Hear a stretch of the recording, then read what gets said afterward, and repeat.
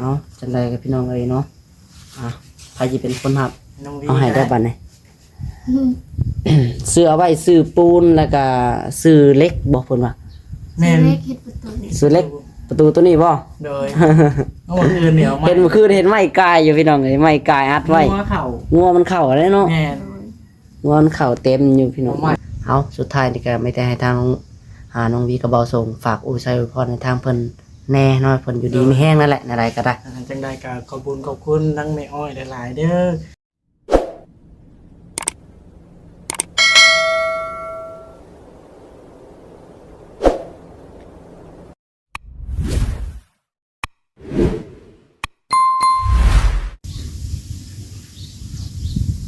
สบายดีและสวัสดีพ่อแม่พี่น้อง FC ที่ฮักแพงเบิดสุขสู่คนและพี่น้องเด้อเนาะเบิดสุมองสู่บอนพี่น้องเอ้ยบ่ว่าจะเป็นพี่น้องฝั่งไทยเนาะพี่น้องฝั่งลาวทางต่างประเทศพี่น้องเอ้ยกันยินดีต้อนรับทุกท่านเข้าสู่ซองน้องไซล่าอีกคือเก่าคือเดิมเด้อพี่น้องเด้อ เพิ่มเติมพี่น้องเนาะอยู่ที่เฮือนชานลันเป็นของน้องหล่าเองนะพี่น้องกสิมาทำภารกิจให้มันเสร็จสิ้นเนาะพี่น้องเงินในจำนวนนี้เมื่อวานนี่ก็ยังท่านได้เห็นคลิปออกไปทางแม่ซีเบิ้งพี่น้องก็ยังท่านได้มอบให้น้องๆเบิดสูยังท่านมอบให้น้องๆเบิดนะพี่น้องเมื่อวานนี่เงินทางผู้หลักผู้ใหญ่เพิ่นฝากมามีอยู่1,300,000พี่น้องเนาะน้องหลักก็จะมาแจ้งให้รายละเอียดให้ฟังเพราะว่าเมื่อวานนี่ก็ค่าเวียกยุ่งแน่พี่น้องเอ้ยน้องวีกับเบาทรงก็บ่ได้ขอบใจเพิ่นเลยเพราะว่าค่าเวียกหลายพี่น้องมื้อนี้ก็สิแจ้งคลิปออกไปแล้วก็ขอบใจทางผู้หลักผู้ใหญ่เพิ่นเนาะพี่น้องเนาะทางคุณแม่อ้อยเพิ่นพี่น้องทางแม่เนาะทางแม่อ้อยเพิ่นพี่น้องที่ได้ช่วยเหลือลูกๆเนาะพี่น้องเนาะและเป็นเงินส่วนนี้พี่น้องเอ้ยเงินยังที่ว่ายัง800,000นี่เนาะน้องดาสิไปมอบให้ทางน้องวีกับเบาส่งเพิ่นเนาะให้ทางเพิ่นเอาไปซื้อเครื่องเนาะเครื่องห้านเปิดร้านใหม่เพิ่นนั่นแหละพี่น้องเอ้ยส่งเสริมเติมให้มันละเอียดสะอาดงามตาแต่ว่าให้มันงามกว่านี่หน่อยนึงเนาะสิซื้อปูนมาสาดแล้วก็ ซื้อเล็กมาเสื่อมมาพี่น้องแต่พี่ว่าสิพ่อว่าพ่อได้ละพี่น้องเนาะเพราะว่าทั้งพ่อกับบ่อยู่พี่น้องทั้งพ่อเพิ่นได้เข้าไปยังพี่น้องเฮ็ดประตูโค้งอยู่วัดพุ่นเนาะอยู่วัดพุ่นแหละบอนที่น้องหลาเข้าไปถ่ายให้แม่ๆ FC เบิ่งเมื่อวานนี้เนาะเอาจังใดกับพี่น้องเอ้ยเดี๋ยวน้องบัดนี้เนาะน้องหลาเสียเงินในส่วนนี้ไปให้ทางน้องวีก่อน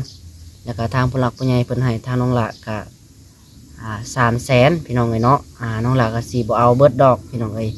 ก็สิเอาแต่100,000พี่น้องเนาะเอาไป100,000พี่น้องเอ้ยนี่เป็นค่าน้ำมันค่าบัตรตำเงินน้องละพี่น้องเนาะลงคลิปแต่ละมื้อพี่น้องเอ้ย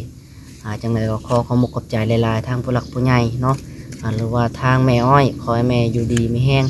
สุขกายสบายใจให้แม่จะมีแต่ความสุขความเจริญนะแม่เด้อสาธุพี่น้องเอ้ยไปบัดนี้เดี๋ยวเนาะน้องหลาสิไปเบิ่งน้องๆเพิ่นพี่น้องเอ้ยอัปเดตเบิ่งร้านค้าจะเปิดเลยเนาะในการสิมอบเงินในส่วนนี้ให้ทางน้องวีกับเบาส่งนะพี่น้องในการทางน้องวีขอมุกขอบใจทางผู้หลักผู้ใหญ่เพิ่นพี่น้องเมื่อวานนี่ก็ยังยุ่งอยู่เนาะมาแล้วก็ต้องขอโทษขออภัยหลายๆพี่น้องเพราะว่าค่าเวียกแน่น้องหลากก็ได้ส่วนน้องดาวลงไป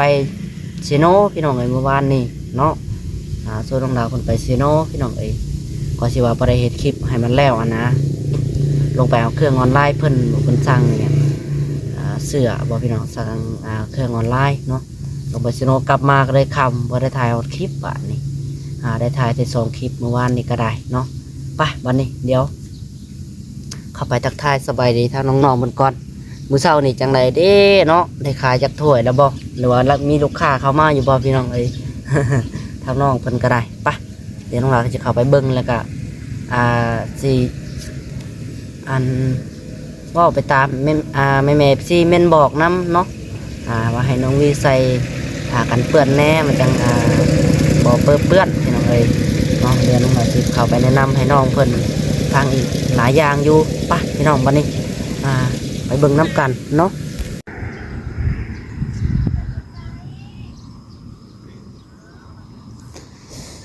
เอาพี่น้องเนาะบ้านนี้มาอยู่ที่หน้าร้านของเพิ่นเด้อพี่น้องเอ้ยเปิดโซงเงียบเงาแท้เด้มื้อนี้เนาะมันจะกาดพี่น้องเอ้ย ลูกค้าบ่เข้ามาวะเนาะ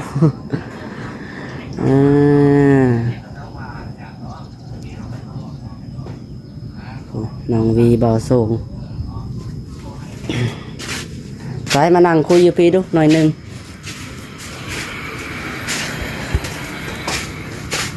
คุยอยู่นี่แหล้วเนาะนั่งอยู่โต๊ะนี่แหละ เขาคงไว้ขนาดนั่งไหม น้องวีสบายดีเด้อ สวัสดีพี่น้องเลยเนาะ แล้วนึงเช็คกล้องกันได้เลยโอเคได้อยู่ก็คือเนาะมื้อนี้พี่น้องเลยน้องลากาสิมาเอาเงินในทางน้องๆเพิ่นพี่น้องเลยเนาะจังได้มื้อนี้ได้อันขายจักถ้วยแล้วมื้อนี้ ก็ได้3 ถ้วย 3 ถ้วย เลย ลูกค้าบ่ค่อยมาเนาะยังเงียบอยู่พี่น้องมื้อนี้หรือว่ายังเช้าอยู่บ่โอ้บ่เช้าเด้10 โมงแหละ ยำนี่ยำนา ไปก็อยู่ให้อยู่หน้าบ่เนาะ แม่น ขันย่ำนำมาให้ดำหน้าละแท้ก็ได้ขายเนาะ เป็นกระปลาได้เงินได้คำประดำให้น้ำนา เนาะแต่เนี่ยเห็นแม่ซีเพิ่นเม่นมาบอกอยู่พี่น้องเนาะให้ทางบ่าวส่งน้องวีเพิ่นว่าเปิดร้านต้องทำอันความสะอาดต้องมาก่อนเพิ่นว่าเนาะเป็นขี้เหงื่ออย่างแถวหน้าร้านเก็บกวาดจูดเบิด เลย ก่อนบล็อกตัวนั้นได้ซะสิกองไว้แจได้มัน ว่าว่าเสียออกไปผลอีก แล้วเราบอกก่อน แล้ว สิได้ อ คุณ อ เนาะ กไปให้ ถ้วย ถ้วย ก่อคันได พ่อมันจะ ยันบ่พ่อละ อ๋อ เห็นน้องถ้วยกำลังก่ออยู่ เอาที่ผิดนะ เห็นถ้วยกำลังก่ออยู่ทางนั้นก็ได้พี่น้องไปเนาะแล้วก็อันให้น้องวีอันซื้อผ้ากันเปื้อนในราคาเท่าไหร่ครับ จำว่าเด้ออันนี้เขาเคย ว่าเป็นแม่ค้าต้องมีผ้ากันเปื้อนแน่เนาะ แม่น น้องวีบ่ส่งต้องซื้อคนละแผ่นคนละผืนเนาะ เราน้ำเพิ่มเยอะเลย เห็นอัน FC เพิ่นเม่นมาอยู่มีผ้ากันเปื้อนแล้วก็ต้องใส่ถุงมือนํเวลาเฮาหยิบอาหารนี่ ควา ยั ม ง สะอาดเนาะ ความสะอาดต้องมาก่อนเพิ่นว่า บ่นี่เฮากับบ่ได้ยิบเด้เอาไว้ยัง บวง เพิ่ เนี่ น ย ห้องยังเฮ้ออันนี้ปลา ตะคีบ แม่นเอาไม้คีบเอา คีบตะเกียบเนาะเคย เล็กคีบนะ เล็กคีบ แม่น กินได้ว่าตะเกียบอยู่พอแห้งแล้วเนาะ เฮาก็บ่ได้เอามือจับตรง เพิ่นว่าแนวมันสะดวกสบายก็เพิ่นแนะนำให้ ๆ เนาะ แม่น มันก็สบายถุงมือไปแล้วเนาะฮุบเอาแล้วเนาะ ลงเพิ่นแน่นี่เนาะ อาศัยถุงมือเอาเนาะหาถุงมืออย่างมาใส่อันนี้ก็เปิดร้านใหม่แน่เนาะลูกค้าก็ยังบ่ค่อยฮู้จักหลายปานใด แม่น เมื่อวานนี่ได้จักถ้วยเมื่อวานนี่แม่นำวานนี่เฮาอันลงไปถวายเพลอยู่วัดกระเซ้านะเนาะมีเพิ่มอยู่บ่ พอดีรวมน้ำเวทพอดี29 29ถ้วย เด็กเก้าถ้วย เด็ก9ถ้วยเนาะเท่าลูกค้านี่เห็นไหมแล้วก็มื้อนี้น้องเราก็สิให้ทางบ่ส่งเงินแล้วก็จำนวนนี้เงินในอันจังไดพี่น้องเนาะเงินในจังไดผู้ใหญ่เพิ่นฝากมาอยู่ล้าน3เนาะจ่ายค่าเพิ่มเมื่อวานนี่ก็500,000เนาะทั้งเพิ่มแล้วก็น้ำ500,000พี่น้องเอ้ยแล้วก็ยังเหลืออยู่800,000เนาะทางผู้หลักผู้ใหญ่เพิ่นให้น้องล่ะอยู่300,000แต่น้องล่ะบ่เอาแค่100,000พอมีแต่พอให้น้องๆเพิ่มเติมล้านนี่แหละเพิ่นว่าต้องบวกเพิ่มมาให้มันดูดีขึ้นมาอีกหน่อยนึงเนาะสาบนี่แหละเนาะสาบผาตัวนี้แหละพี่น้องซื้อปูนนี่2 ศอกน่าสิพออยู่ติเนาะ น่าจะพออยู่สอบ ข้างด้านเอาด้านละศอกพอกินทรายเฮาได้มีอยู่ มีอยู่ เนาะเล่นมาเท่านี้แล้ว ได้อยู่ดีใจ เอาจังไดกับพี่น้องเอ้ยเนาะใครจะเป็นคนหับ น้องวี เอาให้ได้บัดนี้ ซื้อเอาไว้ซื้อปูนแล้วก็ซื้อเล็กบอกเพิ่นว่า แม่น เล็กเฮ็ดประตู ซื้อเล็ก ประตูตัวนี้บ่ โดยเอาวันอื่นเดี๋ยวมา เห็นเมื่อคืนเห็นไม้กายอยู่พี่น้องเอ้ยไม้กายอัดไว้ หัวเข่า งัวมันเข้าได้เนาะ แม่ โดย งัวมันเข้าเต็มอยู่พี่น้ หั อ ว ง ใหม่ปลายอะไรทางพุ่นกับพุ่นยังเอาใหม่ปลายไว้ทางพุ่นกะ เออ อย่ามันเข่า เข้ามาแล้วพอให้คำเสียน้ำไม้เนาะสีดน้ำได้พี่น้องเอ้ย งัวท โอ้ยขี้งัวเต็มร้านเราเลยจังหน่อย อันนี้ก็เข้ามาทั้งพี่ก่อนพี่น้องเอ้ยเนาะแล้วก็สิออกไปถ่ายให้แม่ๆสิเบิ่งพุ่นแหละอยู่เฮือนน้องจ้อยบ่ได้ถ่ายน้องจ้อยโดนแลน้องหลาก็ได้ มีแต่บ่ว่างค่อยว่างพี่น้องช่วงนี้นั่นแห ำ ละ จังไดเพิ่นอยู่ดินเขาแล้วแหละ นั่นบ่ก็กำลังอยู่อยู่เห็นเพิ่นอยู่อยู่บ่เวียงก็อยู่ซอยอยู่ บ่ได้ออกไปเมื่อวานมีพายุน้องพี่ แม่นบัดเคว้งย่านเนาะ บอกว่าเพิ่นย่านผู้นี้แหละย่าน เออ บ่เต็มปานใดนี่แหละ มันเป็นได้วานนี่คือไปเห็นอารวาสอีหยังอยู่บ่ได้มาพี่บ่ บ่เลือดหวาน ใครอยู่ลาวอารวาสจะเฮือนลาว แม่น เนาะ เราบ่ค่อยมาดอกอักมาอยู่บ่รันนั่นแหละมาเมื่อวานเพิ่นมานั่งอยู่นี่จักมาจักได้ยังบ่ปากบ่ติง อ๋อบ่าวอันอารันนั่นที่ว่าบ่บอสถ่ายลงมาบ่ที่รันนั่นบ่ แม่นเฮาก็นั่งอยู่นี่แล้วเนาะเพิ่นก็นั่งอยู่หันเฮาคิดว่าเพิ่นจะอยากได้หยังอยากได้น้ำบ่ จะถามบ่ แม่น เพิ่นว่าอะไรบัดนี้ เพิ่นบ่ปาก ผมฝากเฮ็ดเนาะมาส่งได้เด้ เอาถามจะเอายังเฮาว่าก็บ่ปาก อัน แล้วน้อยหนึงเลยย่างมือ ลูกน้องทันหมอบ่ เห็นคือว่าไปอยู่พุ่นแต่เนาะ แม่น ถ้าว่าเพิ่นทำตัวดีก็เบิ่งลาวเขาว่าเราตั้งสติได้นี่คือสิได้อยู่พี่น้องเบิ่งจักคนไปโหมดใดนี่ก็บ่ค่อยฮู้นิสัยปานใดดอกพี่น้องก็เห็นอยู่ตามบ้านเฮาก็ได้มันน่ะเฮือนเหมือนกันหลังบ้านนี่แหละเฮือนแท้ๆเพิ่นก็ได้หลังเฮือนน้องหลานนี่แหละพี่น้องหลังตอนนั้นหลังใกล้ๆห้องน้ำหลังนั้นแหละเฮือนเพิ่นเป็นเฮือนพ่อแม่เพิ่นแต่ก็พ่อแม่ก็หนีจากป้าเบิดไปป้าเบิดได้บ่ได้มีไฟอยู่แล้วก็ ฝาไว้แต่3คนมีแต่ผู้นั้น บ่เต็มปานใดเนาะ หน่วยอีกผู้หนึงนะที่ว่าอารวาสเฮือนน่ะ แม่นน้องบ่หรืออ่าน น้อง น้อง น้องผู้นั้นแหละที่ว่า กูเบารัดนี่สิใครแน่อยู่ ก็สิบ่ปานใด แม่น เราบ่ค่อยหายแล้ว อ่า เราเงียบๆ เงียบๆอยู่เด้ เดียว เงียบผู้เดียวได้ คอยถามว่านี่ก็บ่ปากนำ แบบบางคนนี่บ่ค่อยเราบ่ค่อยเห็นหน้าถามแล้วเราบ่ค่อยอยากเว้านำ ถ้าเก้าเห็นเพิ่นมาขอน้ำใส่น้ำอยู่ แต่ก็เว้านำอยู่เนาะ แม่นแต่เก้าเห็นเพิ่นมาขออยู่เพิ่นเอาคนเด้อน้ำเอาก็ว่าเอารถเพิ่นเอารถในใดหั่นแหละ คือเห็นอยู่ได้มันกินอยากเห็นหยังเขาเฮือนอยู่ มันก็เปิดเอา ก็เชิญมาที่เฮือนทันหมอว่าเนาะ แม่นเห็นอยู่อย่างมานี่แหละ ยังบ่มีน้ำกินนะ ยันบ่กล้าบ่หรือว่าจังใด เราบ่กล้าขอเห็น บ่คือไอ้จอยอยู่ คะแม่นไอ้จอยอยู่แหละเรากล้าเราเคยเว้านำคนนั้น คือบ่ทรงในเต็กเราบ่เคยเห็นหน้าแล้วบ่กล้าแล้ว ขอแต่เทื่อก็ให้ได้ เราเคยมาขออยู่บ่เขากิ แม่ นอยู่นี่ เขาบ่เคยแล้ว บ่เคยบ่ บ่เคย มันยังบ่เห็นเขาเห็นแต่มาขอน้ำ ขอน้ำขอนายกิน มีแต่ขอน้ำคันเขาคันออกไปน้ำไอ้จอยแล้วแม่ให้ เพื่อนตะกินน้ำลายจ้อยแล้วตะกี้เนาะ โดน อยู่น้ำลายจ้อยพี่น้องไอ้จ้อยเดี๋ยวนี้ก็เราก็พูดแหละอยู่หน้าพูดแหละเราก็ได้ไปเผากล้าอยู่หน้าพูหน้าถงตะพุ่นแหละ ไปเผางัว อันนั้นก็ได้ใครอยู่พี่น้องได้เวียก เห็นว่าจมอยากได้รถได้พี่น้องก็อยากไปแล้วเนาะ เห็นแม่ว่าสิเอาออกรถให้พี่น้องไอ้เห็นเครียดบ่ได้ไปหน้า2 มื้อโอ้ยเท่าไหร่มื้อแล้วเราบ่ไปเราอะเราเครียด มันกลัวไอ้แบบนี้ เราเครียดอยากได้รถเราเครียดอยากได้รถเด้เราจมเท่าไหร่แล้วเนาะ โดน จักแม่จักสิเอาเงินใช้พี่น้องแต่ก็เว้าปลอบใจซะก่อนว่าเฮ็ดจมอยากได้รถเอาบ่ได้รถใหม่ก็มือ2ก็เอาดอกพี่น้องไอ้เนาะถ้ารถมือ2ราคาเท่าไหร่ก็เอาดอกเพิ่นว่าพอได้ขี่น้ำหมู่เราอ่ะก็แม่นความเราอยู่เราย่างไปหน้าก็ได้เนาะ โทรศัพท์ก็ตาย เราจับก็ตายแหละ โดย เดี๋ยวพอเราจมจากได้รถเนาะทราบเพิ่นก็ตายพี่น้องเอ้ยนั่นแหละเขาว่าอยากได้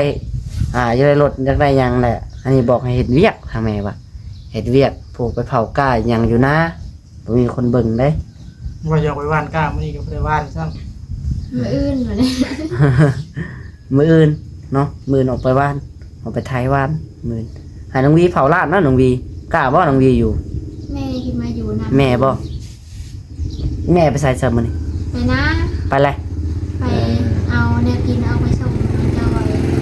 มันมาเฮ็ดเลยไว้จักไปเนาะ เฮ็ดเลยแหละ โอ้แม่นได้แม่เรามักแล้วไปหาเฮ็ดอ้าว เห็นเขาได้ไม่ได้ให้ละโงกว่า บ่เฮ็ดละโงกออกแล้ว ออกแล้ว เฮ็ดปวกก็คือว่าเห็นของเขาได้นะ ได้ภูมิพลเลยไม่ได้รับไงเขาได้ มีแต่เอาบ่ได้ไปหาเนาะค่าเผาร้านก็ต้องมีก็ได้แต่เก่าน้องมีไปพี่น้องเอ้ยอันนี้มีแต่ค่าเวียกน้องหลาก็ได้เอาพี่น้องเอ้ยสุดท้ายนี่เนาะกาสิบ่ได้ถ่ายโดนๆให้แม่ๆพี่เบิ่งดอกเนาะก็จะฝากกับทางบ่ส่งกับน้องวีพี่น้องเอ้ยขอบอกขอบใจเพิ่นแล้วว่าผู้ใส่พรในทางคุณแม่เพิ่นเนาะทางพ่อแม่อ้อยทางแม่อ้อยเพิ่นเนาะเพิ่นได้ช่วยเหลือทางลูกๆตลอดมาว่าน้องๆพี่น้องเอ้ยเนาะเพิ่นพาเพอว่านนี่ก็เพิ่นอุดหนุนแล้วก็เงินจำนวนนี้ก็ให้ทางบ่ส่งมอบให้ทางพ่อไปซื้อถ้าว่าบ่จักแนวซื้อก็ได้ซื้อเล็กซื้อหยังก็ได้เนาะเอาสุดท้ายนี่ก็ไม่ได้ให้ทางน้องวีกับเบาส่งฝากอุ้ยใส่พรในทางเพิ่นแน่เนาะเพิ่นอยู่ดีไม่แห้งนั่นแหละอะไรก็ได้ จังใดก็ขอบคุณทั้งแม่อ้อยหลายๆเด้อที่ช่วยลูกมาตลอดจังใดก็ขอให้แม่อยู่ดีมีแรงความเจ็บบ่ให้ได้ความไข้บ่ให้มีปรารถนาสิ่งใดก็ขอให้ได้สิ่งนั้นแม่อ้อยให้ลูกมาซำนี้ก็ขอให้กลับหาแม่ร้อยเท่าพันเท่าเด้อสาธุ ถูกพี่น้องเลยเนาะ